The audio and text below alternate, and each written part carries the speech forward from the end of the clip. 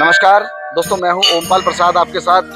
और आपको बता दें कि अगर बात करें हम अध्यात्म की, तो लोग कहते हैं कि भाई ढूम ढकोसला और पाखंड। तो अब जानना ये होगा कि सनातन धर्म की पद्धति में क्या है पाखंड और क्या है ढूम ढकोसला, या हम बात करें लोगों के विश्वास की कि भगवान के ऊपर किस प्रकार का विश्वास करते हैं और कैसा होता है ये विश्वास और अंधविश्वास। इसके लिए हम पहुंचे हैं फारूक नगर रोड सुल्तानपुर झील, जहां पर मौजूद है मनु भैया जी शनि धाम। और शनि धाम के जो महंत हैं परम पूज्य मनु भैया जी, आज उनसे हमारी मुलाकात हुई है और उनसे हम बात करने पहुंचे हैं कि क्या कहते हैं वो इस अध्यात्म के लिए, हवन के लिए। और उनके यहाँ बड़े बड़े बोर्ड लगे हैं, वहां पर लिखा हुआ है मंत्र चिकित्सा, हवन चिकित्सा। अब देखना ये होगा कि किस प्रकार की है ये चिकित्सा। जय शनिदेव महाराज। जय शनिदेव। आदरणीय है, बताइए। तो महाराज बड़ा अच्छा भव्य शनिधाम है और यहाँ पर बहुत सारे लोग देख रहा हूँ कि शाम के समय भी हवन कर रहे हैं। तो ये हवन की प्रक्रिया सुबह से शाम तक किस प्रकार होती है? ये हमारी तो वेदीय पद्धति है और चारों वेदों में हमें केवल यज्ञ के बारे में मिलता है। और इतना मिलता है कि शुरू से लेकर आखिर तक अग्निदेव जो है वो बाकी जितने भी हमारे 33 कोटि देवी देवता है उन सब के मुख तक ये ग्रास, ये कोर पहुंचाते हैं। और उन सबको इस वायुमंडल के जरिए ये सुगंधिया, असल में देवताओं का भोग जो है वो सुगंधिया है, और जो मलिनता है वो दुर्गंधिया जो है वो उनका भोग है जो प्रेत रूप में घूमते रहते हैं। अच्छा, यहाँ पर देख रहे हैं हम कि आपके यहाँ दीपदान काफी बड़ा प्रांगण है। ये तो यहाँ तो काफी लोग एक बार में दीपदान करते होंगे। देखिए, शनिवार एतवार को 4 से 5 हजार दीपदान होते हैं और उतना बहुत है। पूरे महीने में हम तकरीबन 1-1.25 लाख दीपदान करा देते हैं, यानी या फिर कई बार बहुत ज्यादा भी हो जाता है, यानी कि 1.25 लाख तकरीबन एक सप्ताह में हो जाता है। यानी कि बात कर सकते हैं कि जैसे कि कोकलावन में जो दीपदान किए जाते हैं, या हम बात करें अयोध्या की, तो वहाँ से ज्यादा दीपदान आपके यहाँ होते हैं? वो पूरे वर्ष में होते हैं, पूरे वर्ष में। और 20 वर्षों का जहाँ तक लगाए, अभी 5 साल से लगातार हो रहे हैं। तो इतना दीपदान यहाँ हुआ है कुछ हद नहीं। और उसका यहाँ पे रोशनी है, ज्योति है, एक ज्योति जल रही है, अखंड ज्योति जल रही है। देखें जरा, आप देखेंगे दीपदान में, आप देखेंगे दीपदान में एक यज्ञ ज्योति वहाँ पे जल रही है कोने पे, और ये भी लोगों को जो है अनुपम लाभ प्रदान करने वाली है। और ये दीपदान की प्रक्रिया है। दीपदान के लिए प्रार्थनाएं लिखी हुई है, उस प्रार्थना को पढ़ के लोग यहाँ दीपदान करते हैं। अच्छा, एक चीज हो रहा है कि ये दीपदान की जो विधि है जी, ये किसी भी समय होती है या आपके, क्योंकि आपके यहाँ मैंने देखा है कि सुबह से शाम तक, अभी शाम का समय है। दरअसल हमारे पद्म पुराण में दीपदान की विधि लिखी हुई है, एक तंत्र में भी, तंत्र ग्रंथ में भी दीपदान की विधि लिखी हुई है। अगर आप भैरव तंत्र में भी पढ़ेंगे तो वहाँ भी दीपदान बताया गया है। हम अपने सभी देवताओं को दीपदान करते हैं। ये ज्योति है और ये देखिए आप, इसका जो आकार है, ठीक है, इस जो हमारा यज्ञ का आकार होता है वो इतना ही होता है, 8 अंगुल, 4 अंगुल, 5 अंगुल। और इसकी जो चौड़ाई है वो इतनी है कि इसमें अगर हमने एक बार दीपदान किया तो वो तकरीबन चलता रहता है, यानी कि पूरे 24 घंटे 48 घंटे तक लगातार चलता रहेगा। उसके बाद बत्ती हमें थोड़ी आगे करनी पड़ेगी। इस यज्ञ कुंड को देखिए आप, ये यज्ञ कुंड है, ठीक है। तो यज्ञ कुंड जो है, हम जो गोल यज्ञ कुंड होता है उसको मानव उत्थान के लिए बनाते हैं, उनके विकास के लिए बनाते हैं और सभी पदार्थों की प्राप्ति के लिए बनाते हैं। तो इसमें देखिए आप, ये जो आकार है ये योनि स्वरूप है, ठीक है ना। तो दीपदान भी हमारा छोटा यज्ञ ही है। इसके माध्यम से अग्निदेव जो इस तेल का भक्षण कर रहे हैं, उस तेल को वो जो है देवताओं की बुभुक्षा शांति के लिए प्रदान करते हैं। ये जो इससे हमें, जैसे हम यज्ञ करते हैं उसका जो लाभ है, इससे भी हमें वही लाभ। अच्छा, शनि धाम का अखंड दीप कह सकते हैं इसको। ये जो दीप जला हुआ है तो काफी बड़ा है। ये अखंड दीप है और बाकी लोग आते हैं वो अपनी अपनी श्रद्धा के अनुकूल छोटे छोटे दीप जलाते हैं। और ये दीप हम 21 की मात्रा में जलवाते हैं। एक बार में एक आदमी 21 दीप जलाता है। अच्छा। और वो दीप अपने घर से नहीं लेके आता, तो यहाँ से भी उसको प्राप्ति होती है दीपदान की। अच्छा, यहाँ 21 दीप दान का जो प्रावधान होता है, 21 दीप ही दान करने हैं। हाँ। तो 21 दीप ही दान क्यों किए जाते हैं? ऐसा तकरीबन आदमी जो है वो एक बार में नहीं आ पाता, तो वो जैसे उसका समय गुजर जाता है आने के लिए, तो हम एक दिन के हिसाब से करा देते हैं। अगर आदमी 21 दिन तक भी नहीं आ पाता है तो उसका एक बार में 21 दीप का दान हो गया। ऐसे तेल डालते हैं, बाती डालते हैं और ये दीपदान होता है। अच्छा, ये यहाँ पर दीपदान की विधि जी, का पालन दीपदान किया ये जा रहा है। करके रखते हैं और तैयारी करते हैं और दीपदान यहाँ से और ताकि जो लोग आते हैं, जो श्रद्धालु आते हैं, उनका समय ज्यादा ना नष्ट हो। हाँ, समय ज्यादा नष्ट ना हो और जो व्यर्थ है, जैसे तेल का जो व्यर्थ है जी, वो कभी भी यहाँ पे वेस्टेज यहाँ पे नहीं होती है।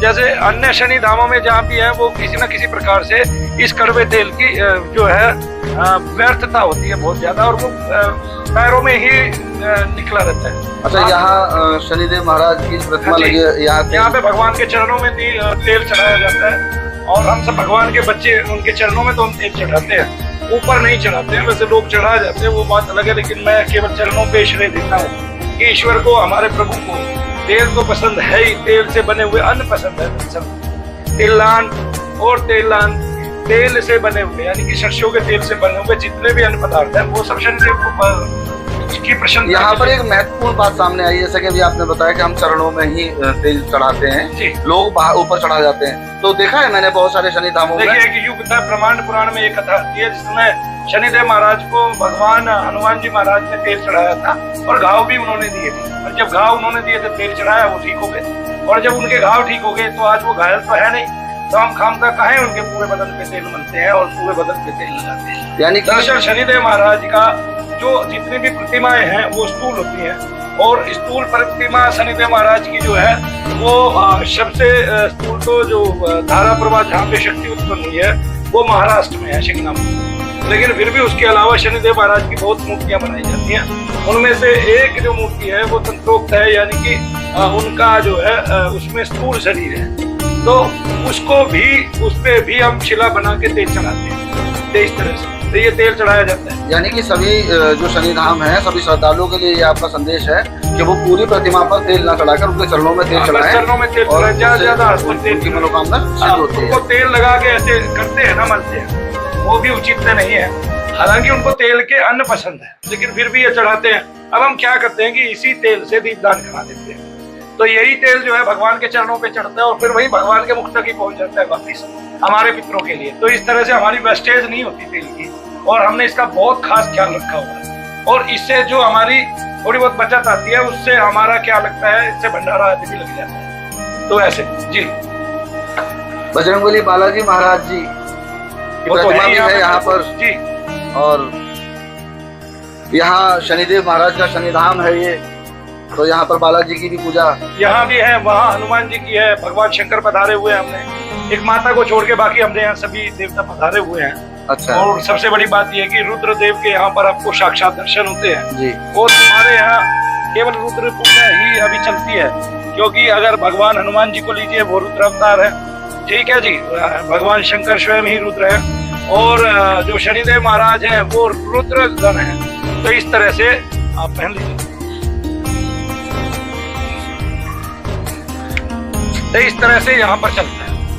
तो हमने यहाँ पे और कोई अभी प्रतिमा पधारी नहीं हुई है, समय समय आएगा, थोड़ा बहुत बड़ा होती रहेगी, ऐसे ही जो बचत होती रहेगी इसमें लगता रहेगा धाम में।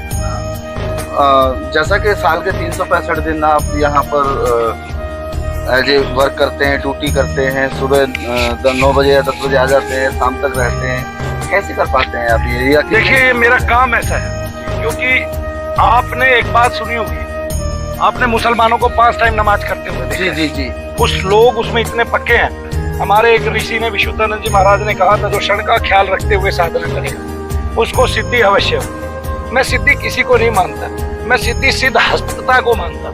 जैसे कोई कुम्हार है, वो मटके बना रहा है, एक टाइम में वो कितनी भी तेज चाल चलता रहता है, उसका हाथ अपने आप घूमता रहता है, और जब मटका एक आकार ले लेता है, सेम उतना ही 8-10 किलो जल का, तब वो वहीं पे वो कटिंग कर देता है उसकी, और जब वो बड़ा मटका बनाता है तो उसी के आकार का वो मटका बना पाता है। तब उसको इतना अभ्यास होता है, कुछ हद नहीं। वो पहले दिन में ऐसा अभ्यास नहीं कर पाता है। अपने पिता के साथ पहली बार बैठा है, पता नहीं कितनी बार मिट्टी को खराब करेगा, कितनी बार उसको चाक पे चढ़ाएगा और बार उसके आकार देगा, लेकिन जब वो बहुत परफेक्ट हो जाता है वो उसकी सिद्धि है। इसी तरह से जैसे मैं 20 साल से यज्ञ करता हूँ और मंत्र जाप करता हूँ, तो जो शब्द है उसकी सार्थकता सिद्ध हो जाती है। तो जो शब्द है वो समय समय पे कुछ देता है। जैसे शुरुआत में वो इष्ट का आकर्षण करता है, फिर वो संसार का आकर्षण करने लग जाता है, फिर वो धनादि का आकर्षण करने लग जाता है, फिर वो आपको उसी इष्ट का स्वरूप आकार प्रदान करने लग जाता है, फिर वो आपका ऐसा वैभव बना देता है, ओरा बना देता है कि आपके ओरा में आके भूत प्रेत आदि के नष्ट होने लग जाते हैं। फिर वो ऐसा ओरा बना देता है, उसमें यक्ष आदि आके आपसे आपकी बातें करते हैं, ठीक है, और आपकी इच्छाएं जानते हैं। एक टाइम में ओरा ऐसा हो जाता है कि जब आप इन सबको नीचे छोड़ देते हो कि एक टाइम में ओरा ऐसे हो जाता है, ईश्वर स्वयं आके आपके अंतर में जो है वो घट कर लेते हैं। आप आंखें बंद करते हैं और केवल उसी का ध्यान करते रहते हैं, उसका तेज देखते रहते हैं, तेज स्वरूप देखते रहते हैं और उसी का साक्षात्कार करते रहते हैं। ये वंश शक्ति ऊर्जा आपको मिलती है कि आप यही, और ये बिना अगर आप ये चाहें, देखिए मेरा काम भी ऐसा है, जैसे हम भूत प्रेत का काम करते हैं जी, उनको रोजाना मारना पड़ता है, एक दिन मारा एक दिन नहीं मारा, ऐसे गड़बड़ हो जाती है। और जितने लोग आते हैं उनको समय देना पड़ता है, बहुत दूर दूर से लोग चल के आते हैं, आपने सेवा करनी है, सेवा के अलावा आपने कुछ नहीं करना, तो आप रोज ही सेवा कर लेना जी, ठीक है। इससे दो काम होंगे, एक तो क्षण का ख्याल रखते हुए आपकी साधना बढ़ेगी, आपको उसकी सिद्धि मिलेगी, सिद्धस्ता मिलेगी। जैसे आज आपने देखा कि एक आदमी को डॉक्टर का सब कुछ बताया गया जी, लेकिन जब मैंने उसके लड़के के, विश्वजीत नाम का लड़का था, आपने एक वीडियो जी, बनाई, जब मैंने उस लड़के के शरीर को थोड़ी देर तक मालिश की, थपथपाया, तो आपने देखा उसके पूरी बॉडी के दर्द गायब। जी जी, उसका शरीर फूलने लगा था। हाँ, फूलने लगा, वजन हल्का पड़ गया, ये सारा कुछ उसके साथ हुआ। तो ये आपने देखा जी।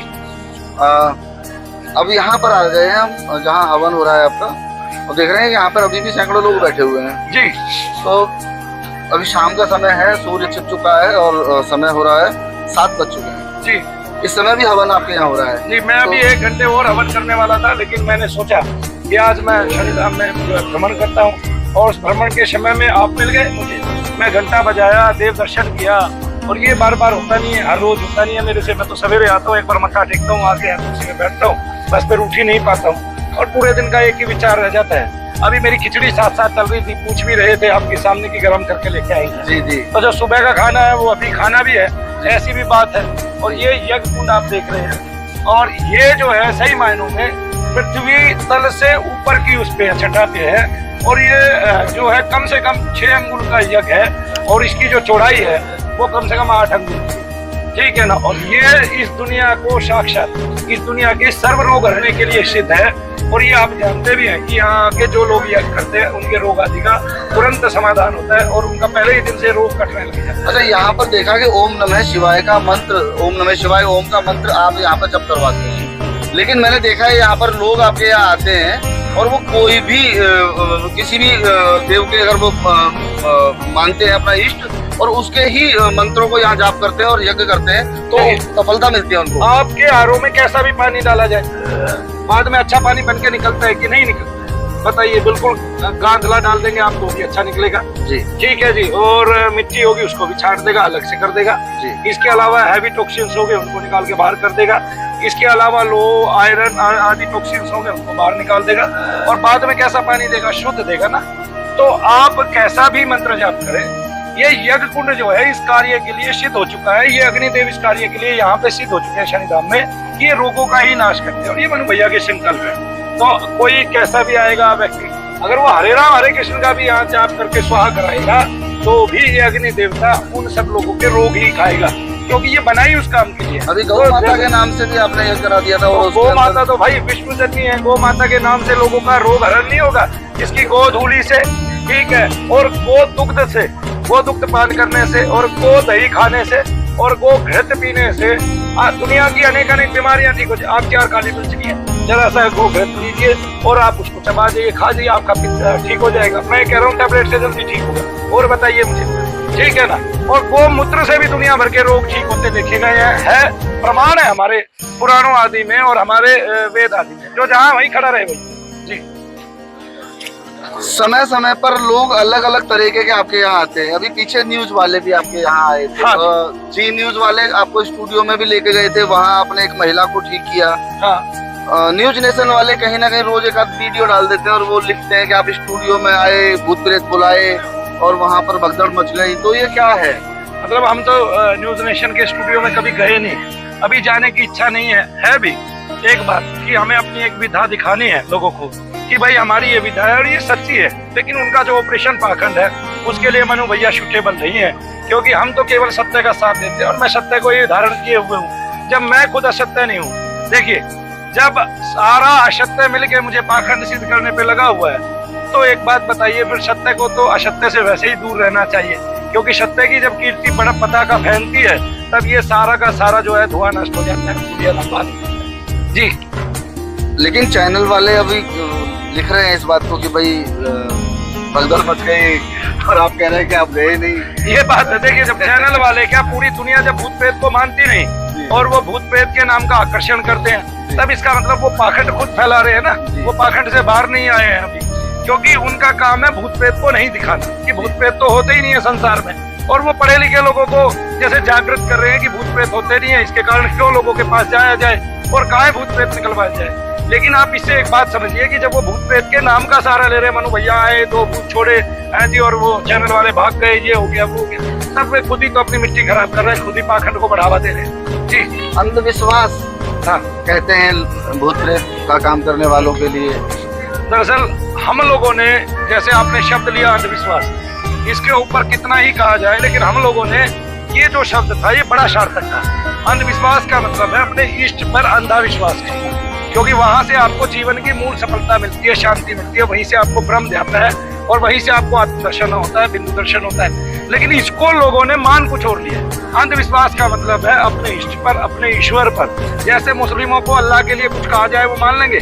नहीं मानेंगे ना, नहीं मानेंगे ना, तो वो क्या करेंगे, वो अपने अल्लाह पे अंधा विश्वास करेंगे। जो उनके कुरान शरीफ पे लिखा हुआ है वो पूरा का पूरा उतारते हैं उसमें, चाहे उसमें पृथ्वी को चपटा लिखा हुआ है, लेकिन वो आज भी चपटा ही मानेंगे।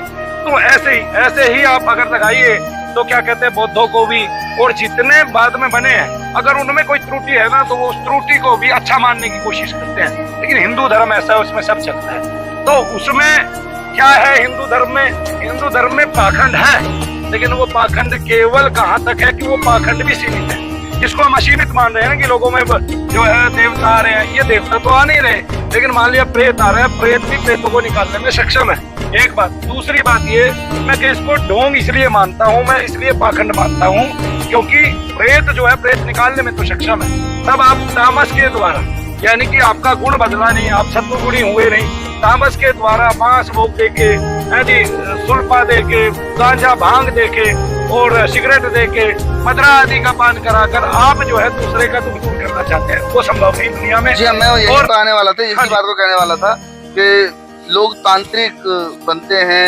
अब जो लोग आते हैं उनके पास, देखो लोग तो परेशान है ही जी, कहीं ना कहीं परेशानी में ही लोग कहीं ना कहीं जाते हैं, चाहे वो झोला छाप डॉक्टर के पास जाएं, चाहे वो किसी तांत्रिक के पास जाएं, किसी बाबा के पास जाएं, तो लोग जाते हैं तो उन लोगों को बताया जाता है भाई तू मुर्गा कटवा ले, 1 मुर्गा कटवा लेगा, 2 अंडे रखवा देगा, 4 नींबू रखवा देगा, या ये करवा देगा, बकरा कटवा देगा, तो तेरा ये काम हो जाएगा, वो काम हो जाएगा।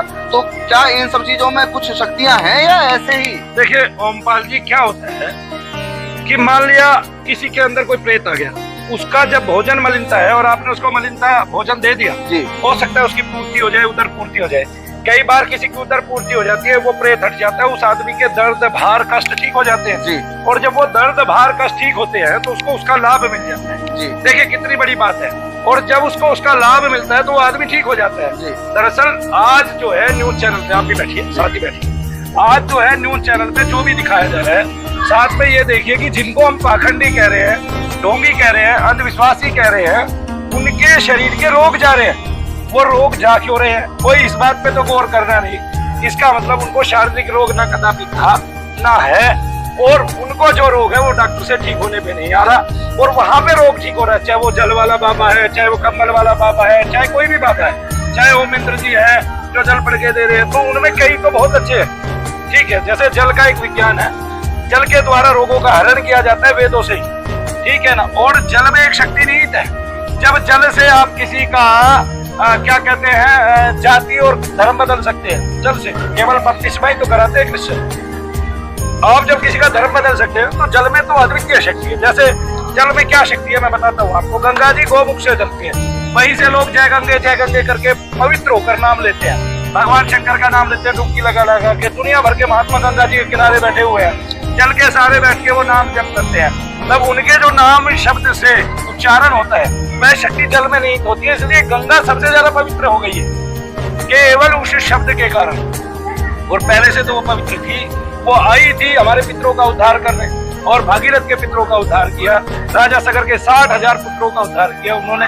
और वो जो जिन्होंने इतने पुत्रों ने, वंशों ने गति पाने के लिए, आत्माओं की तृप्ति के लिए जो जल की व्यवस्था की, उसको गंगा कहते हैं हम। और वो जल जो है आज भी रखा जाता है। उसी जल के जितने पैमाने हैं और जो जो उस जल में तत्व शामिल है, चाहे वो मैग्नीशियम है, चाहे वो लोह है और चाहे वो पोटाशियम है, जो जो उसमें है उस जल में मिश्रण, चाहे वो, और वैसे भी जल का अगर फॉर्मूला देखा जाए तो H2O होता है, यानी कि आपका क्या क्या होता है उसमें, हाइड्रोजन, ऑक्सीजन, और दोनों ही जो है वायु रूप में गति करती है नहीं, और साथ में जल उसी का बनता है। तो जो आप देखिए सूर्य की कणों में जल होता है, कोई देख पा रहा है?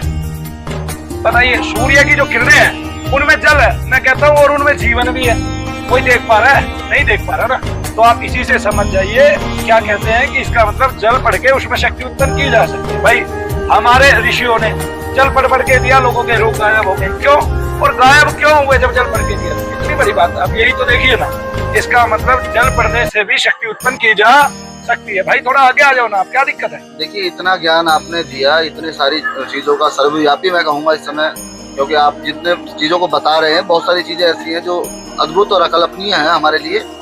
लेकिन हम ये कहना चाहते हैं कि अभी तक इतने लोगों का जो यहाँ पर इंटरव्यू चल रहा है, लोग दिखा रहे हैं, चैनल वाले, यूट्यूब वाले, आज डिजिटल जमाना है, लोग फेसबुक के जरिए, इंस्टा के जरिए, यूट्यूब के जरिए बहुत सारी चीजों को सामने लेकर आ रहे हैं। अब आप जैसे कितने लोग हैं जो सही में रोगों के निवारण कर रहे हैं? नहीं तो बहुत सारे लोग, अब देखिए जो निवारण कर रहे हैं, जिससे निवारण हो रहा है, वो ये नहीं जानता मेरी पत्नी क्या है जी, उसको अपनी पत्नी के बारे में मूलतः पता नहीं है। ना तो वो वेद पढ़ता है, ना वो पुराण पढ़ता है, ना वो खोज करता है, ना उसकी कोई खोज है। मानो भैया पढ़े लिखे हैं, वो पोस्ट ग्रेजुएट है, इसलिए अपनी खोज कर रहे हैं। वो अंतरता से देख रहे हैं, अंतर्निहित क्या है शब्दों में, उस वाक्यों का बीज कैसा है, उस बीज से क्या शक्ति उत्पन्न है। जैसे मैं एक बात बताता हूँ कि आजकल आप देख रहे हैं हमारे यहाँ कोई भी प्रेत पूरा दिन हाजिरी नहीं लेता है। वो क्यों नहीं लेता? वो शब्द ही तो है, इसको मैं फेंकता हूँ, वो शब्द वायुमंडल में जाता है और वो एक घेरा बनाता है, और वो लोग जिनके लिए उसको जपा जाता है वो लोग शांति प्राप्त करते हैं। यानी कि उनके अंदर प्रेत है, पितृ है, या कोई तंत्र का देवता है, या उनके अंदर वो अस्थिर है, यानी कि जो अस्थिर है उसको स्थिरता प्रदान करने के लिए।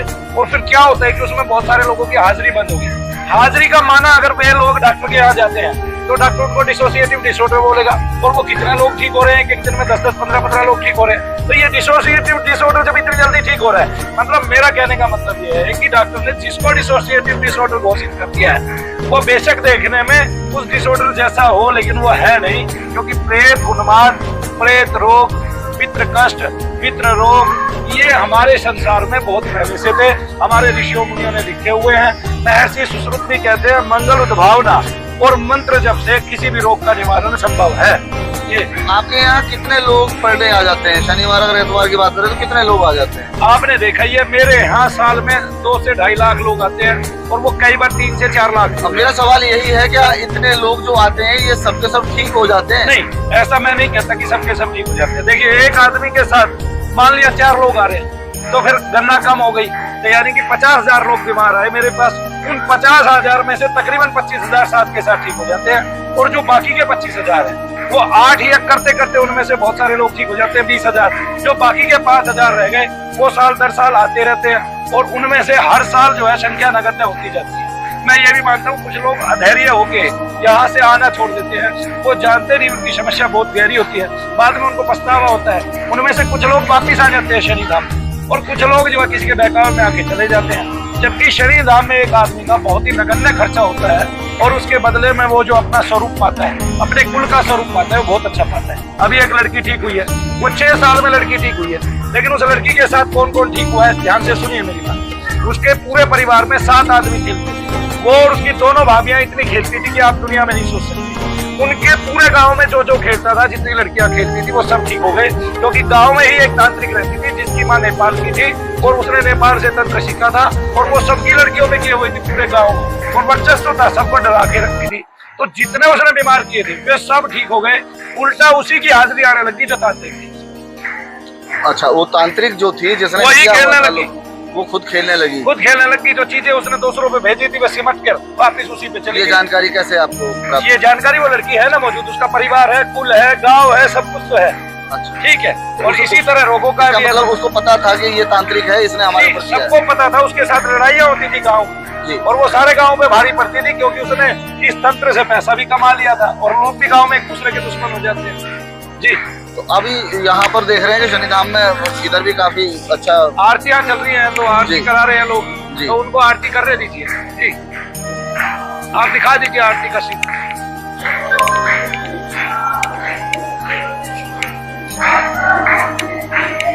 ये दिखा के आ जाओ।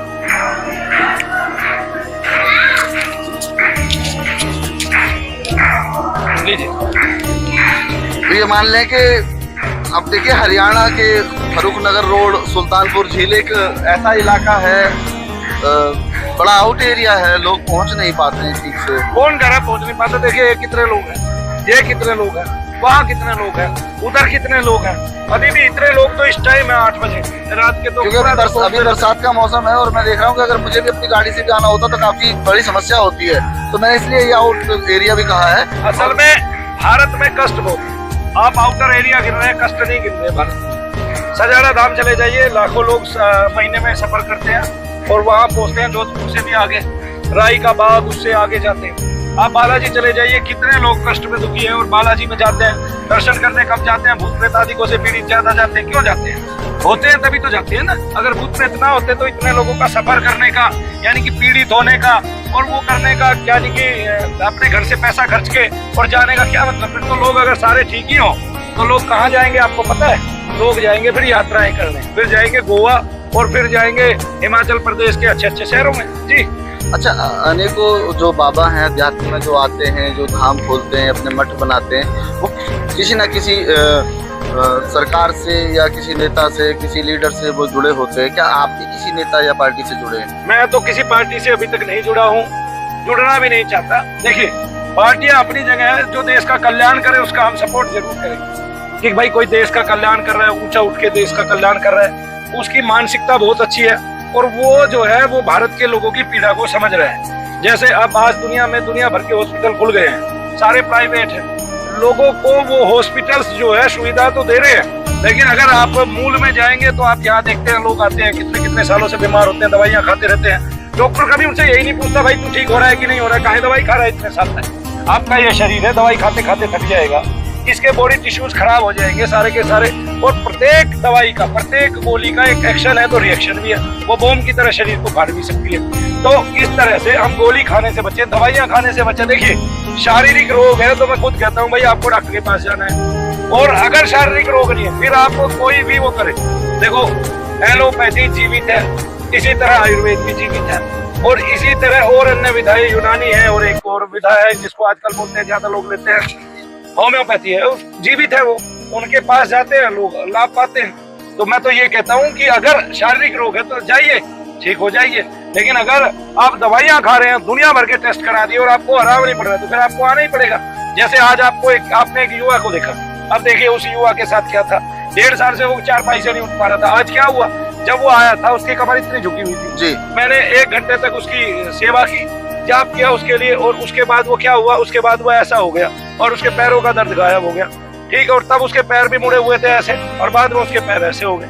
ये तो आपने देखा अपनी आंखों से, तो अपनी आंखों से कोई भी देखो, ठीक है। अच्छा, कहीं ना कहीं ऐसा लगता है कि सरकारी सेवाएं जो हैं स्वास्थ्य के लिए वो कम है, वो कम है, उनके कम होने के कारण लोग काफी, ऐसे तो वो बहुत ज्यादा है जी, लेकिन जो बीमारियां मूल रूप से एक्चुअली में पनप रही है उनके हिसाब से वो कम है, क्योंकि उनके हिसाब से जैसे मंत्र चिकित्सक नहीं है जी, एक्टोपैथी नहीं है इस टाइम भारत में, तो वो ये दोनों है तो हमारी सनातन की विधाना ये पैदा ही इसलिए हुई थी ताकि प्रेत और पितृ से पनपने वाले सारे रोग खत्म हो जाएं, और उसको हमने छोड़ दिया। आज पूरे भारत में जितने भी साधु हैं, मेरा चैलेंज है उनमें से एक भी साधु हमारी तरह यज्ञ करके एक साथ लोगों के, बहुत सारे लोगों के एक साथ जो है बीमारियां या कष्ट या दर्द जो है कम करके नहीं दिखा सकता। क्यों नहीं दिखा सकता? इसलिए उसका विश्वास भी नहीं आ रहा, क्योंकि वो कर नहीं पा रहा है और दूसरों को वो ये नगण्य सोच रहे हैं कि नहीं ये भी नहीं कर पाएगा, जब मैंने नहीं किया तो मैं तो इतना बड़ा हूँ, मैंने तो इतने साल गुजार दिए, मेरा तो ये है। वो फिर मनु भैया की 20 साल की तपस्या नहीं देखेगा, उसको तो अपनी तपस्या याद आएगी कि जो उसने किया। इस आदमी का, इस भारत का एक भी तो, और एक बात और भी तो है, यहाँ का नागरिक ये सोचता है जो मैंने किया वो परफेक्ट है, बाकी जो करेगा वो गलत है, ठीक है ना। तो जिसकी खोज जो होगी, जारी होगी, वो वैसा ही काम करेगा। यानी कि सरकार को अब चाहिए यज्ञोपैथी को बढ़ावा देना चाहिए, और ये बढ़ावा देना चाहिए को बढ़ावा देना चाहिए, और साथ ही इसको देखिए मैं बताता मूल रूप से आपके 2 हॉस्पिटल में, राम मनोहर लोहिया में, एम्स में मंत्र जप करा के लोगों को लाभ देने का कोई लाभ नहीं है। जब तक आप उसको सुचारू रूप से घर घर में चालू ना करें।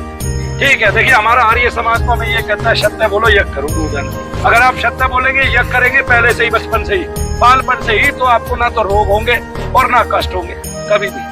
लेकिन अगर आप ना तो सत्य बोल रहे हैं और ना यज्ञ कर रहे हैं तो फिर रोग और कष्ट तो आएंगे। और किस तरह के रोग कष्ट आएंगे कि लोग पितरों को ही नहीं समझ पा रहे कि आखिरकार पितरों होते क्या है, आत्मा सूक्ष्म कैसे हुआ, और फिर वो मलिन कैसे हुआ, फिर वो प्रेत रूप में और पितृ रूप में क्यों आया, और फिर उसका उद्धार क्यों नहीं हो पा रहा है। तो ये मान लें कि भारत में तो कम से कम ये जो चिकित्सा है आपकी यज्ञ चिकित्सा या मंत्र चिकित्सा कम से कम भारत में तो होनी ही चाहिए, भारत में ही होनी चाहिए। क्योंकि अगर ये भारत में नहीं हुई तो अगले 20 साल में आपको भारत में हिंदू ही नहीं ढूंढा मिलेगा, वो क्रिश्चियन बन जाएगा। क्योंकि हम हिंदू उसका मजाक उड़ा रहे हैं, तू तो पाखंड में है, तू तो ढोंग में जी रहा है, मेरे को कुछ नहीं है, ऐसा कुछ होता नहीं प्यारे, और ये है अपना जाके डॉक्टर से टेस्ट करा ले। फिर उसके 20-25 लाख रुपए लग जाते हैं, तब तक वो बिक जाता है, घर बिक जाता है, उसकी आशा नहीं होती शनि धाम में आने की। तो सरकार से अब यही अपील है, और ये गुरुजी ने भी अभी कहा है कि कम से कम भारत में तो देखो ये चीजें जरूर होनी चाहिए, क्योंकि सनातन भाई धर्म की पद्धति है। और सनातन धर्म का ह्रास भी कर रहे हैं टीवी वाले जी, अभी न्यूज वाले सनातन धर्म का ह्रास कर रहे हैं, जो पद्धति बहुत गहनता से सूक्ष्मता से जानी जानी चाहिए, और जिसके पीछे का विज्ञान एक है उस विज्ञान को समझ में आना चाहिए। दो धर्माचार्य को बुला के जो कुछ भी क्वेश्चन पूछते हैं अपने मन के, वो नहीं। देखिए मान लिया मुझे ही अगर न्यूज नेशन पे बुलाया गया, या उस दिन ऑनलाइन में था, मेंटलिस्ट को एक दिखा दिया गया। मेंटलिस्ट की और मेरी ट्रिक में अंतर है, मैं ट्रिक कर रहा हूँ। अच्छा चलिए मान लिया मैंने ट्रिक की, अब मेंटलिस्ट अपनी ट्रिक से किसी के दर्द तो भगा के दिखाए, वो मन की बात क्या बताता है, और फिर वो तैयार करे, मैं मन में सोचता हूँ, फिर वो बताए वो क्यों कह रहा है। भाई तू माँ का नाम सोच, तू बेटी का नाम सोच, तू परिवार का नाम सोच, तू इसका नाम सोच, तुझे प्यारा कौन है ये सोच। आदमी तो सोचेगा ही, ये मेंटलिस्ट का काम नहीं है। मेंटलिस्ट का काम तो ये है कि अगले के मन में क्या विचार चल रहे हैं, अभी क्या विचार आपके मन में चल रहे हैं मैं वो बताऊं। ठीक है, ये मेंटलिस्ट का काम है। फिर उसको पकड़ो, उस विचार को पकड़ो, मैं क्या सोचता हूँ, पूरे दिन कौन सा मंत्र जप करता हूँ, मेरे से पूछते हैं मंत्र कौन सा है। भाई तुम्हारे पास मेंटलिस्ट है ना, उनसे पूछ लो मंत्र कौन सा। तो सही बात है कि माइंड रीडर जब है आपके पास, माइंड रीडर वाले से ही पूछ लो इसके मन में क्या क्या विचार चल रहे हैं। ये पाखंड है, ढोंग है, छलावा है, पैसे कमा रहा है, ये कर रहा है, वो कर रहा है। ठीक है ना, देखिए आपको पता होगा ओमपाल जी, इस दुनिया में सब लोग लोभी हैं, ठीक है, लेकिन मनु भैया लोभ का प्रश्रय नहीं करते, आपको पता है। पीछे जब कोरोना काल हुआ तब मैंने मुफ्त में इलाज किया है लोगों का, और उसके अलावा अगले 2 साल तक मैंने 1.25 रुपए में इलाज किया है। किसका 1.25 रुपए में गुजारा चल जाएगा, इतना बड़ा खानदान होते हुए। मनु भैया का खानदान बड़ा हो गया, ठीक है। मनु भैया के पास दुनिया भर के यहाँ पर सेवक भी हैं, उनको रोटी भी चाहिए, यहाँ का बिजली का खर्च भी है, उनको बिजली भी चाहिए, उनको पंखे भी चलने चाहिए, सब कुछ चाहिए उनको। क्या नहीं चाहिएगा बताइए आप मुझे, कितनी सुविधाएं एक आश्रम को चाहिए होती है। अब इतनी सारी चीजें जो आप कर रहे हैं, हाँ, आपके पास देखिए कितना पसीना मैंने गिराया, देखिए कितनी बूंदे हैं जी जी जी, लाखों मंत्रों का जप आप करते हैं पर डे यहाँ पर, और लोगों से भी आप जप करवाते हैं, तो बहुत सारी जब की ऊर्जा है ना, बहुत सारी स्तुतियां भी आपने लिखी हैं। कल आपने एक बात देखी, जब गोदास जी आचार्य गोदास जी आए, उस समय मैंने एक महिला से पूछा कि आपको दर्द कहाँ रहते हैं। बोला भैया मुझे तो दर्द पूरे शरीर में रहते हैं, मैं उसका इलाज भी करा रही हूँ, लेकिन पता नहीं क्या बात है, जब से घर से चल रही हूँ और यहाँ तक आते आते मेरे दर्द पता नहीं कहाँ चले गए। आपको देख के तो बिल्कुल भी गायब हो गए। ये बहुत बड़ी बात है, ये चमत्कार कहें इसको या अद्भुत शक्तियाँ या प्रभु की शक्तियाँ, क्या क्या कोई चमत्कार कभी इस सृष्टि पे हुआ नहीं है जी, सब साइंस के रूप में है, सब वैज्ञानिक है। देखिए मान लिया यहाँ पे आपको कांटा लगा है, ठीक है ना, ये कांटा ही आपका प्रेत है, जैसे ही मैंने इसको निकाला इसके दर्द गायब हो गए कि नहीं हो गए जी। तो फिर आप समझ क्यों नहीं रहे, एक प्रेत है, वो शरीर में घूमता भी है, वो शरीर में चलता भी है, वो जगह बदलता भी है, और वो जहाँ बैठेगा वहीं दर्द करेगा। अगर उसको मनु भैया ने यूं थपथपा के उस प्रेत को यहाँ से हटा के हाथ से बाहर निकाल दिया, अब उसके तो दर्द ठीक हो गए, उसका तो हाथ उठ गया। अब डॉक्टर इसको ये कहे कि भाई नहीं ये चमत्कार है, तो मैं नहीं कह सकता, मैंने तो प्रेत को निकाला है, किसी चमत्कार नहीं। इसके लिए मैं माला मुट्ठी में देके, या हाथ में नींबू रखा के, हाथ में लौंग इलायची रखा के, हाथ में गाजर मूली रखा के, उसमें प्रेत के तत्वों को जब बुलाता हूँ तो प्रेत आएगा तो हाथ हिलने लगेगा, फिर उस हाथ को कोई नहीं रोक पाएगा दुनिया, ठीक है। तो ना तो डॉक्टर रोक पाएंगे 10-10 मिलके, कोई नहीं रोक पाएगा। लोग ये नहीं देखते कि मनु भैया की जो वैज्ञानिक विधि है वो दुनिया की इतनी बड़ी वैज्ञानिक विधि है जो आज तक किसी ने की ही नहीं। वो तो यहाँ आके दिखता है कि जब लोग ठीक हो जाते हैं और वो खुश होकर अपने आप झूमने लगते हैं, आंसुओं से रोने लगते हैं। आपके मैंने देखा है कि आपके पास आपको खुशी बांटते हैं वो आंसुओं से, तो ये बड़ी बात होती है कि उनके जो खुशी के आंसू हैं वो छलकते हैं यहाँ आकर, मैंने देखा है। तो ये जो चीज है, ये भारत सरकार इन सब चीजों को प्रमाणित क्यों नहीं कर रही, आखिर क्या ऐसी प्रॉब्लम आ रही है? क्या आप लोगों ने अपील करने की कोशिश की? आप इधर आइए, ऐसे इसी स्टाइल में खड़े हुए। ये बहुत अच्छा स्टाइल है। देखिए ये एक आसन है, योग आसन है। प्रत्येक आसन एक योग आसन है। आप जिस मुद्रा में खड़े हो जाएं वही एक योग है जी। ठीक है। देखिए भारत सरकार की जहाँ तक बात है, भारत सरकार को आज तक किसी महात्मा ने पता ही नहीं होने दिया कि यज्ञ से चिकित्सा होती है, क्योंकि उन्होंने कभी करके दिखाई नहीं।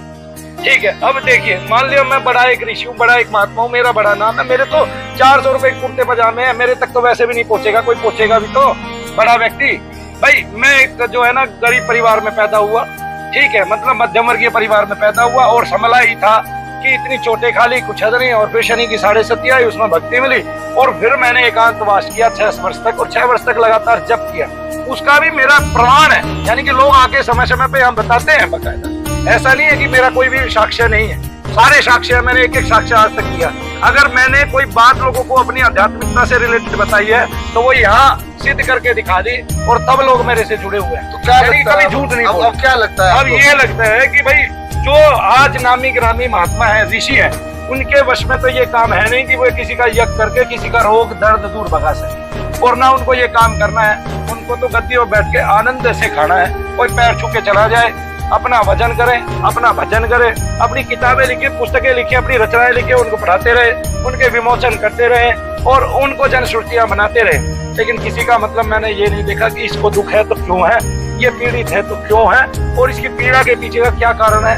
ये डॉक्टरों के धक्के खा रहा है, ये जा रहा है बार बार, कभी कोई टेस्ट करा रहा है, कभी कोई टेस्ट करा रहा है, कभी कोई टेस्ट करा रहा है। हद हो गई है। मतलब देखिए भारत है, यहाँ पर हर आदमी अपनी मांगों को लेकर प्रदर्शन करता है जी। ठीक है। चाहे वो जाति को लेकर आरक्षण की बात हो, चाहे संतों को लेकर हो, बहुत सारे प्रदर्शन पूरे देश में हुए। अब इस चीज को प्रमाणिकता नहीं दी है देश ने, भारत ने। तो इसकी शुरुआत के लिए आप क्या करेंगे? इसकी शुरुआत के लिए मैं 2 साल और रुकूंगा। 2 साल बाद इस भारत का प्रत्येक व्यक्ति जान जाएगा मनु भैया कोई है, क्योंकि मनु भैया को यज्ञ करने के लिए लोगों के बड़े बड़े ऑफर आया करेंगे, और वो कहेंगे जी आप हमारे यहाँ हमारे घर का किसी तरह उद्धार कर दो, हमारे यहाँ यज्ञ कर दो, हमारे घर में एक दीप दान कर जाओ आप अखंड, जिससे हमारे घर में किसी भी तरह की बाधा ना घुसे, हमारे घर में जो कुपित वायु है वो कभी भी सर्वाइव ना कर सके।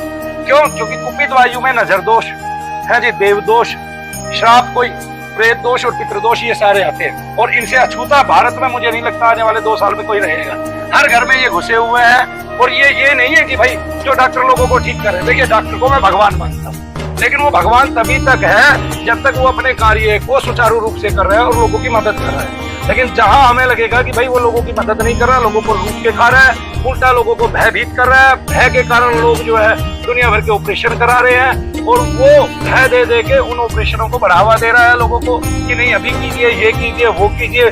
बाद में लोगों को पता चल रहा है कि हमारे साथ छल हुआ है, हमारे साथ इस तरह का हुआ है। अगर वो ऐसा करता है तो वो कोई भगवान नहीं, मैं ये कहता हूँ, तो वो इंसान होने के लायक नहीं। ये जो अभी आपने बात की, देखो भय का खेल, हाँ भय का खेल तो सभी जगह है, चाहे वो डॉक्टर की पद्धति में जाए, हम कानून की पद्धति सब जगह कैसे। आप बताइए, मनु भैया के यहाँ आता है, छोटा बच्चा आता है, मैं उसके भय को पहले ही दिन खत्म कर देता हूँ। जिस भूत प्रेत से सारी दुनिया डरती है, आज चैनल वाले डर के भाग गए हैं कि मनु भैया ने प्रेत छोड़ा, प्रेत खिलाया, प्रेत मचाया, और चैनल के सारे एंकर हो गए गायब। ठीक है। या चैनल के जितने आए हुए लोग थे वे हो गए गायब। जब वे भय दे रहे हैं, फिर भी मनु भैया के यहाँ कोई आ रहा है, और बच्चा कोई भी आता है, जब वे इतने भयभीत हो रहे हैं भूत प्रेत से, तो वो बच्चा तो भयभीत नहीं हो रहा जो 1 साल का है, 2 साल का है, 3 साल का है, 4 साल का है। आज एक बच्चे की आपने वीडियो कवर की, वो बच्चा 3 साल बाद चलने लगा। ठीक है। वे किसी डॉक्टर के पास नहीं गए, और उसके चलने के लिए अगर वे डॉक्टर के पास जाते तो उसी 3 साल के अंदर, मैं ये कह रहा हूँ, उसके लाखों रुपए की थेरेपी हो जाती। वो चलता चाहे 3 ही साल में, लेकिन थेरेपी कितनी हो जाती। जबकि मनु भैया के यहाँ उसने यज्ञ किया, सत्य की जीत हुई कि नहीं हुई? तो इससे सत्य की जीत होती है। आधार ही सत्य होना चाहिए आदमी का, आधार ही यज्ञ होना चाहिए आदमी का। और ये यज्ञ जो है ये हमारी आर्य पत्ती है। ये जो यज्ञ है ये हमारे महर्षि दयानंद ने हमें दिया है, और उन्होंने बताया है कि नहीं आप वेदों पे आओ, ऋग्वेद में यज्ञ, सामवेद में यज्ञ, अथर्ववेद में यज्ञ। आज जो गायत्री की चर्चा करने वाले हैं उनको तो ये भी नहीं पता है कि गायत्री सारे वेदों में आई कितनी बार है। बताइए कितनी बार आई है गायत्री? आप लगाएं, अथर्ववेद में गायत्री नहीं है, लेकिन सामवेद में गायत्री 4 बार आई है, यजुर्वेद में 1 बार आई है, ऋग्वेद में 1 बार आई है, और ऋग्वेद में ओम भूर्भुवः के साथ आई है। बाकी सब भूर्भुवः स्वः के साथ आई, ओम नहीं लिखा हुआ। बाकी सब में जो है उतनी गायत्री है। ओम भूर्भुवः स्वः तत्सवितुर्वरेण्यं भर्गो देवस्य धीमहि धियो यो न प्रचोदयात्। तो गायत्री की महिमा बताते हैं। गायत्री का पता ही नहीं है कितनी नहीं, कहाँ कहाँ लिखा हुआ है, कहाँ कहाँ नहीं लिखा हुआ गायत्री मंत्र, तो ये भी नहीं पता होता। और वेद ये चर्चा करते हैं। देखिए, जो कह रहा है गायत्री मंत्र से और जो कह रहा है क्या कहते हैं वैदिक जो है संजीवन मंत्र से, ओम त्र्यंबकम यजामहे सुगंधिं पुष्टिवर्धनम उर्वारुकमिव बचनान्वितं और मोक्षयमामृतात्, इस मंत्र से ओम ओम चूम से, इस मंत्र से रोग भाग जाते हैं। अगर हम उनसे यज्ञ करें तो वो करके तो दिखाएं, मुझे भगा के तो दिखाए। मैं दुनिया के किसी भी मंत्र से रोग भगा के दिखा दूंगा, किसी भी शब्द से। जी बोलिए। और वो रोग नहीं है, वो केवल प्रेत कष्ट है, पितृ कष्ट है, पितृ रोग है, पितृ से दिया गया उन्माद रोग है, और वो सारे रोग कहलाते हैं मेरे पास। अच्छा, आप जो शारीरिक रोग है वो कोई रोग नहीं। आप जितनी भी बातें बताते हैं या जितने भी मंत्र बताते हैं, जितने भी जप बताते हैं, उनसे कोई भी मिली जुली चीज नहीं मिलती सत्संग में, कथाओं में, कथावाचकों में, ऐसा क्यों? प्रत्येक मंत्र से मन का त्राण होता है और आपके शरीर के अंतर में जो नाद है वो खिलता है, वो खिल उठता है। तो आपको अनंत प्रकार के नाद सुनाई देने लगते हैं। कहीं वो वेणु धुन के रूप में सुनाई देता है, कहीं वो शृंगी के रूप में सुनाई देता है, कहीं वो सारंगी के रूप में सुनाई देता है, कहीं वो जैसे भोर का सूर्य उदय होता है तब पक्षी चहचहाते हैं उसके रूप में सुनाई देता है, कहीं वो हमें जो है क्या कहते हैं जैसे कांसे की थाली बजा दो और उसकी टंकार आती है उसके रूप में सुनाई देता है, कहीं वो शंख घंटा इस तरह के नाद भेरी और तंबूर के रूप में सुनाई देता है। तो इस प्रकार से अनंत नाद हमारे अंतर में उत्पन्न हो जाते हैं। उससे मन का उस शब्द को सुनते सुनते मन का त्राण होने लगता है। और शब्द वही है, गंभीरता से जब हम शब्द को वायुमंडल में अपने संकल्पों के साथ फैलाएंगे तब हम जो 6 क्रियाएं हैं, 6 कर्म है, उनको कर पाते हैं। तभी किसी का वशीकरण किया जा सकता है, तभी किसी का उच्चाटन मारण ये सिद्ध किया जा सकता है। और वश्याकर्षण, मोहनाकर्षण, उच्चाटन, मारण है जी, त्राटन है जी, ये विद्वेषण ये किया जा सकता है।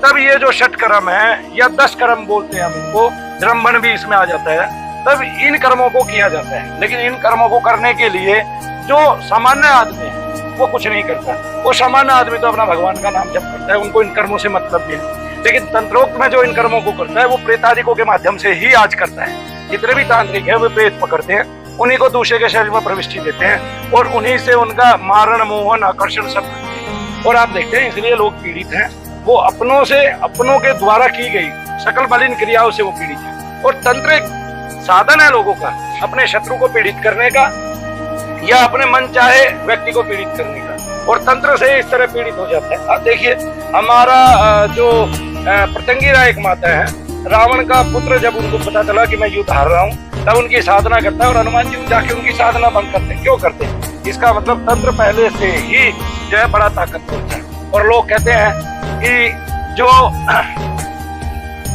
लक्ष्मण जी थे, राम जी ने उनको मंत्रों से नहीं जिलाया। अरे भाई, मंत्रों से तो सबको जिलाया जा सकता है क्योंकि वो मंत्र से पीड़ित थे, इसलिए बूटी की आवश्यकता पड़ी क्योंकि वो पहले से ही मंत्र से पीड़ित थे। यानी कि नागपाश जो था वो बिना मंत्रों का नहीं था।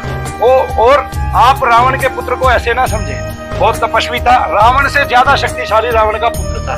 रावण के पुत्र को और रावण से ज्यादा भाग्यशाली भी था और रावण से ज्यादा जो है ज्ञानवान था। किसी को पता नहीं, रावण के पुत्र ने रावण से पहले भगवान को पहचान लिया। इससे ज्यादा ज्ञान क्या होगा? आप भगवान को पहचान ले कि भगवान कौन है तो बस हो गया काम। रावण के पुत्र ने भगवान को पहचान लिया कि लक्ष्मण जी भी भगवान है, राम जी भी भगवान है, और अपने पिताश्री को बताया ब्रह्मास्त्र छोड़ता हूँ वो लक्ष्मण जी की परिक्रमा करके आता है। हाँ जी, पाशुपत अस्त्र छोड़ता हूँ वो लक्ष्मण जी की परिक्रमा करके आता है, सारे अस्त्र छोड़ता हूँ लक्ष्मण जी की परिक्रमा करके आते हैं। लेकिन जब लक्ष्मण जी यानी कि जो अनंत का स्वरूप है और वो उन्हीं को छोड़ते हैं, यानी कि वो नाग पास बांधते हैं, तब वो बनते हैं। क्यों? क्योंकि वो अपनी ही विद्या में बन जाता है भगवान, यानी कि अपने ही प्रेमी से बनता है भगवान। जब भी बनता है तब वो उसके वश होकर बन जाते हैं लक्ष्मण जी, और नागपाश में पीड़ित हो जाते हैं। नागपाश से तब भगवान राम उनका साधन करते हैं। सुषेण वैद्य को बुलाया जाता है, वो जड़ी बूटी बताता है और तब जाके वो ठीक होते हैं। जी, ये बहुत सारी चीजें आप बताते हैं। अब मैं ये जानना चाहता हूँ कि जब धर्मगुरु बनता है तो हम उसको बाबा कहते हैं जी। कोई कथावाचक होता है तो उनको भी हम बाबा या कथावाचक के रूप में बात करते हैं। अब आप जो है भूत प्रेत को निकालते हैं, आप उनका निवारण करते हैं, लोगों के शरीर में जो भी असाध्य रोग होते हैं उनका निवारण करते हैं। आपको किस नाम से जाने? खाली मनु भैया? मनु भैया नाम इसलिए है क्योंकि मैंने देखा जितने भी तांत्रिक हैं वे मलिन है, उनके मन मलिन है।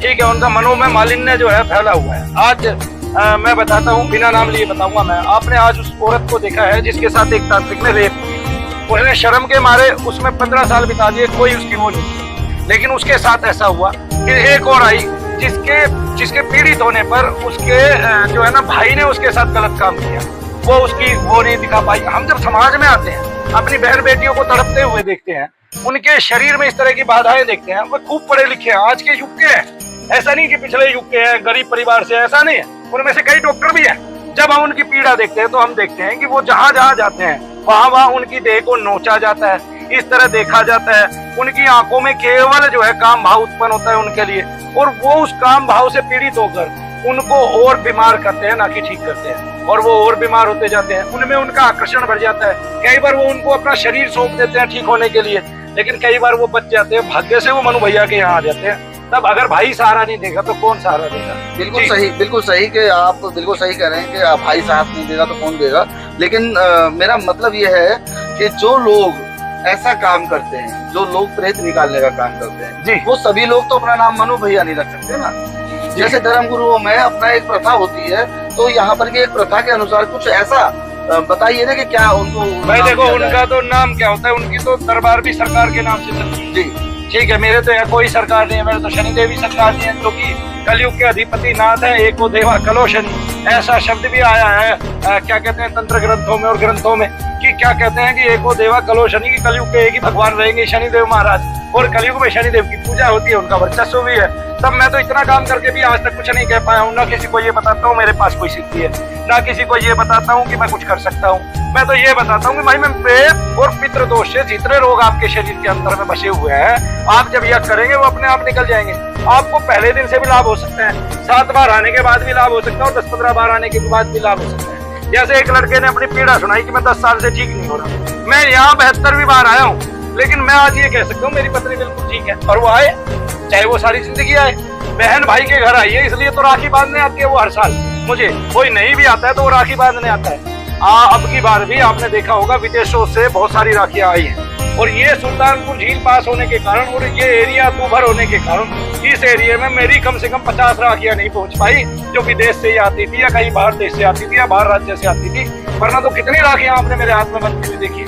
किसकी कलाई में इतनी राखियां है, और जिसकी कलाई पे इतनी राखियां है उसका अपनी बहनों के प्रति कोई तो क्या कहते हैं शब्द बनता है बताना कि मेरी बहनों मैं तुम्हारी रक्षा के लिए खड़ा हूँ, और तुमने जो सूत्र मेरे को बांधा है मैं उसकी रक्षा जरूर करूंगा, आपकी रक्षा करूंगा, और आपके लिए मैं चलूंगा। आपको जितने लोगों ने ढोंगी बताया, जितने लोगों ने आपको पाखंडी बताया, जितने लोगों ने आपको ये कहा कि आप फंड करते हैं, जितने लोगों ने आपके पढ़े लिखे होने के बावजूद आपको ये कहा कि तू झूठ बोलती है, चाहे वो आपके घर के थे, बाहर के थे, और चाहे उन्होंने कितनी ही पीड़ा आपके मनों में को दी, आपका मन मालिन्य हुआ और आप जो है मरने के समान जो है भागने लगी, और आपको यही हो गया अब तो मैंने मरना है। फिर आपने अंतिम द्वारा पाया मनु भैया का, यहाँ आके आप ठीक हुए। आज भी एक बहन से मैंने सबको मिलाया जिसकी बहुत सालों से हाजिरी आती थी और बिल्कुल बंद है, ठीक है, अब वो आती है घूमने, आती है अपने पति के साथ, आओ घूमने, पहले ठीक हो जाओ। और अब तो आपने देखा है पिछले 1 महीने में 90% लोगों की यहाँ हाजिरी खत्म हो गई, 2-4% रह गए हैं, 2-4 ही आप लोग देखते हैं कई 100 में से, तो वो 2-4 ही रह गए हैं, और वो भी जल्दी बंद हो जाएंगे, मेरा ऐसा वादा है, दावा है, और वो पहले से बहुत ठीक है जी। बहुत बहुत धन्यवाद, आपने बहुत सारा समय दिया हमें, और लोगों को भी हमने बहुत अच्छी जानकारी दी, और हम समझते हैं कि आने वाले समय में और भी अच्छी जानकारी आप देंगे, ताकि सरकार तक भी वो बातें पहुँचें और देशवासियों तक भी पहुँचें। और मनु भैया जी जो नाम है, सरकार तक तो ये बात कभी इसलिए नहीं पहुंचेगी कि जितने भी महात्मा हैं वो यज्ञ से कुछ करके दिखा नहीं पाएंगे, और अगर सरकार तक ये बात पहुंच गई कि मनु भैया ऐसा काम करते हैं, तो वो सबसे पहले क्या करेंगे, वो सबसे पहले उनका मनु भैया शत्रु होगा और कोई शत्रु नहीं होगा, और वो दिमाग में यही रखेंगे कि कोई इस पत्ती को आगे ना बढ़ाए, और जो बढ़ा रहा है उसकी तो कोई शक्ति आए ना सामने, उसका कोई नाम नहीं होना चाहिए। ये इस तरह का जो खींचतान है, ये खींचतान हमें बहुत बैकवर्ड में ले गई है। आपने देखा नहीं है कि अंग्रेज भारत में घुसी इस प्रकार पाए कि उन्होंने एक दूसरे का अंतर विरोध किया, हमने एक दूसरे की टांग पकड़ी। मैं टांग नहीं पकड़ता किसी की, लेकिन मैं गलत को गलत बताता। देखिए कबीरदास जी को परमेश्वर कहा किसी ने, मैंने उसको ये कहा, कबीरदास जी एक संत थे, भक्त थे, परमेश्वर इसलिए नहीं हो सकते। उन्होंने एक दोहा लिख दिया, उसी से उन्होंने बता दिया मैं परमेश्वर नहीं। एक दोहा लिखा उन्होंने, नारी की झाई परत अंधा हो भुजंग, कबीरा दिन की क्या थी जो नित नारी के संग। एक जो ब्रह्मा विष्णु महेश की आयु गिनते थे कबीरदास जी, उनका शरीर चला गया, तो ब्रह्मा विष्णु महेश का भी शरीर चला जाएगा। पहली बात तो वो देखने में नहीं आता, वो इतना सूक्ष्म शरीर है। अगर देवता भी मरने वाले हैं तो वो तो देवता बन के नहीं आए थे, वो तो मानव बन के आए थे। तब उन्हीं का और उनके बाद उनके 40 लाख अनुयायियों का या उनके बाद 1 करोड़ अनुयायियों का अगर आज पतन हो गया या देह पतन हो गया, तो इसका मतलब ये थोड़ा ही ना है कि वो परमेश्वर हो गए। तब जिनकी देखने में नहीं आती उनकी तो मृत्यु किनारे हैं, जो ब्रह्म तक पहुंचा सकते हैं, और जिनकी सीधी ब्रह्म तक है पहुंच, और जो सीधा ब्रह्म से देख सकते हैं, उनसे मिल सकते हैं, है जी, और उसका दर्शन कर सकते हैं, उनको काम सौंपे गए हैं ब्रह्म की तरफ से। तो वो ये कहते हैं कि ये तो इनके कर्मचारी हैं और ये भी मरेंगे तो उसी में तो समाएंगे, तब आप भी समाएंगे, तब वो परमेश्वर है और आप भी परमेश्वर बन गए। फायदा क्या हुआ? क्योंकि आपने तो हमें एक ऐसा सूत्र दिया ये बताने के लिए कि आप ना देवता है ना परमेश्वर है, आप एक संत है, आप एक भक्त है। कि नारी की झाई परत अंधा हो भुजंग, कबीरा तिनकी क्या गति जो नारी के संग। इस पे कोई विचार नहीं करता। देखिए कबीरदास जी की कितनी पीढ़ियां चली गई। हो सकता है कबीरदास जी ने इस पृथ्वी में 5-4 जन्म ले लिया, क्योंकि योगीराज श्यामाचरण राय कबीरदास जी के 4 जन्म बताते हैं। ठीक है, उनको अलग अलग नामों से पुकारा गया हर जन्म में, और वो चौथी बार आए, उनको योग में ये जो है स्पष्ट दिखाई दिया और वो कबीर आत्मा से मिले। लेकिन उन्होंने तो नहीं बताया ये कबीर जो है परमेश्वर थे। फिर एक बात छोड़िए, चलिए आपने परमेश्वर ही मान लिया, क्योंकि मैं भी भारत के सभी संतों को भगवान मानता हूँ। क्योंकि जब आप भगवान की आराधना करते हैं तो भगवत तुल्य गुण आपके अंतर में आ जाते हैं, और जिसके अंतर में लंबे समय तक दीर्घकालिक जो तपस्या करता है, तप करता है, भगवान का नाम लेता है, उसमें ईश्वर गुण आना संभव है, और वो ईश्वर गुणी हो जाता है। क्योंकि हम भी देखते हैं कि जो भी मंत्र है, प्रत्येक मंत्र के प्रश्न में एक तो ये लिखा हुआ है कि भूत प्रेत पिशाच आदि का नाश होगा, और दूसरा ये लिखा हुआ है कि अगर आप इस मंत्र को 10 करोड़ बार जपेंगे तो आप साक्षात शिव समान हो जाएंगे, शिव स्वरूप हो जाएंगे। तो ये भी लिखा हुआ है। और कबीरदास जी तो शब्द की व्याख्या करते हैं, जो अंतर्ध्वनि है उसको सुनते हैं, ओम नाद को सुनते हैं, और जो है सहज समाधि की गणना करते हैं। तो मैं उनको सर्वोपरि मानता हूँ। उनकी पत्नियां जो है इस संसार में सबसे सरल है। उनके एक दोहे से भी पता चलता है, क्या कहते हैं कि कर का मन का डारी के, मन का मन का पे। अगर मन में ही आप 2 जगह जप करेंगे तो आधे घंटे के अंदर आपको अपनी खूबसूरती पता चलेगी। आपका मन बिल्कुल ऐसे हो जाएगा जैसे हवा में तैर रहे हैं, शरीर हल्का हो जाएगा, फुल्का, जैसे आप रूई के पहले। इस तरह से हमें कबीरदास जी की महत्ता पता चलती है। लेकिन ईश्वर परमेश्वर कहने वाले कबीरदास जी की पता नहीं कितनी पीढ़ियां चली गई, और उनके कितने जो नीचे के घराने और भक्तगण हैं वे कितनी बार आके मर के जन्म ले चुके हैं। लेकिन मैंने ब्रह्मा विष्णु महेश का तो तब तक मरना नहीं सुना जिनको वो मरने के काल के अधीन बताते हैं। तो जब सभी काल के अधीन है तो ब्रह्म तो काल के अधीन नहीं है। लास्ट में तो सब ब्रह्म को मिलेंगे, तो ब्रह्म के जो जितना नजदीक है वो उतनी पहले पहुंच जाएगा, या फिर वो अपना काम करके पहुंचेगा कि भगवान शंकर ही है, वो ब्रह्म के नजदीक है, वो सबको उसमें मिला के काल के गाल में और तब जाके समाएंगे।